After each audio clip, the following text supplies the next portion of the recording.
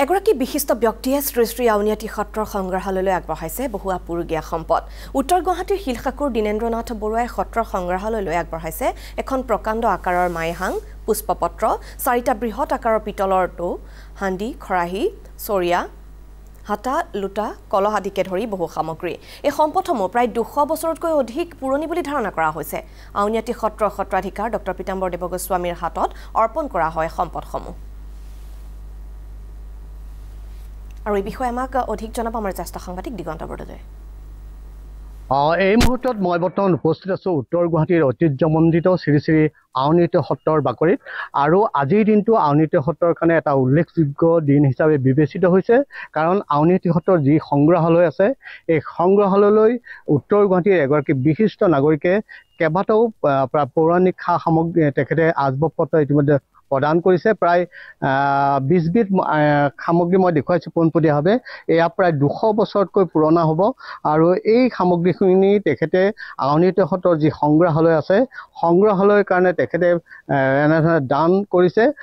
মোৰ সৈতে আউনীআটী সত্ৰৰ সত্ৰাধিকাৰ বিশিষ্ট কবি সাহিত্যিক ডক্টৰ পীতাম্বৰ দেৱগোস্বামী আছে। মই তেখেতৰ সৈতে পোনপটীয়াভাৱে কথা পাতিবলৈ যত্ন কৰিম। কি সামগ্ৰী আছে? হয়, প্ৰায় 150 বছৰৰ পৰা 200 বছৰৰ পুৰণি বস্তু ইয়াত আছে। ডাঙৰ ডাঙৰ টৌ আছে, ডাঙৰ ডাঙৰ কিছুমান জকা বুলি কওঁ, আৰু কিছুমান ডাঙৰ লোটা আছে, অমিতা লোটা বুলি কওঁ, ঢকঢকী লোটা বুলি কওঁ। ঠিক তেনেকৈ পুষ্পপত্ৰৰ থাল আছে, হেতা আছে, আৰু আজিকালি যদিও খন্তি বুলি কয়, আগৰ সেইবিলাক ৰন্ধন প্ৰকৰত লগাই, ইয়াৰ খন্তিখনৰ নামটো আচলতে বেলেগ নাম আছে। ঠিক তেনেকৈ অত্যন্ত দুষ্প্ৰাপ্য বস্তুখিনি আছে। আৰু বিশেষকৈ বেৰা কাঁহীখন আছে। এই বেৰা কাঁহীখনতে আগৰ আচলতে সত্ৰাধিকাৰসকলেও খোৱা নিয়ম, ৰজাইও খোৱা নিয়ম আছিলে। আৰু ৰজাই যেতিয়া সত্ৰবিলাক প্ৰতিষ্ঠা কৰিছিলে, ৰাজকীয় যিটো মৰ্যাদা সত্ৰবিলাকে লাভ কৰিছিলে, সেই সত্ৰত আচলতে এনেধৰণৰ বস্তুবিলাক তেতিয়াও ব্যৱহাৰ হৈছিলে। আৰু আমি আজি অত্যন্ত গৌৰৱবোধ কৰিছোঁ, কাৰণ আমাৰ আউনীআটী সত্ৰৰ প্ৰপন্ন শিষ্য উদয় বৰুৱাৰ পুত্ৰ দীনেন বৰুৱা দেৱে তেখেতে আজি যিখিনি বস্তু ঘৰত থকা সামগ্ৰীলৈ দি দিলে আমাৰ সংগ্ৰহালয়লৈ, আমি আশা কৰিছোঁ যে সংগ্ৰহালয়টোৰ জেউতি আৰু চৰাব, ইয়াৰ সৌষ্ঠৱ বৃদ্ধি কৰিব, আৰু বহুজনৰ ই আকৰ্ষিত সমল হ'ব, বিদ্যায়তনিক অধ্যয়নৰ সমল হ'ব। আমি সেইকাৰণে তেখেতৰ এই চিন্তাৰ শলাগ লৈছোঁ। গতিকে এনে সম্পদ কাৰোবাৰ ঘৰত এনেই থকাতকৈ ইয়ালৈ যদি দীনেন বৰুৱাৰ নিচিনাকৈ দিয়ে, এইটো খুব ভাল কথা হ'ব। আমি ভাবোঁ দীনেন বৰুৱাই আমাৰ এই দুৱাৰখন খুলি দিছে, আৰু তেখেতৰ আমি পুনৰ শলাগ লৈছোঁ, তেখেতলৈ কৃতজ্ঞতা জনাইছোঁ। নিশ্চিতভাৱে।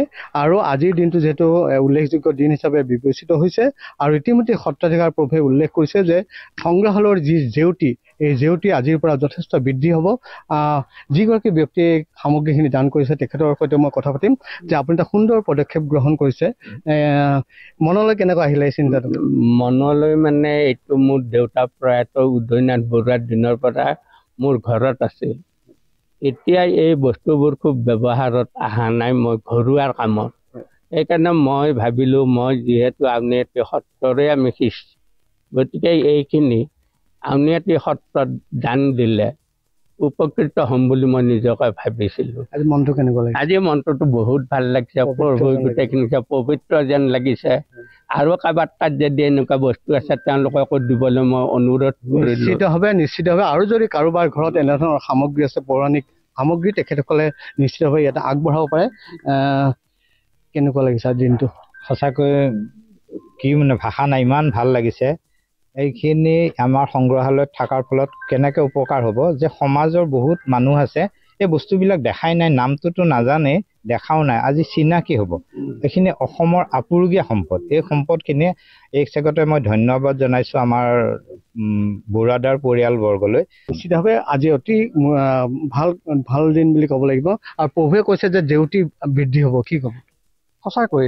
আৰু আজি আমি উত্তৰ গুৱাহাটীবাসী ৰাইজেও গৌৰৱ কৰিছোঁ যে দীনেন বৰুৱা দেৱে তেখেতৰ দেউতাকৰ সংৰক্ষিত সম্পদখিনি আউনীআটী সত্ৰত দান কৰাৰ কাৰণে। উত্তৰ গুৱাহাটীৰ এগৰাকী বিশিষ্ট নাগৰিকে এনেধৰণে অতি পৌৰাণিক সামগ্ৰী সত্ৰলৈ আগবঢ়াইছে, আৰু আজিৰ দিনটো সেইকাৰণে যথেষ্ট উল্লেখযোগ্য দিন হিচাপে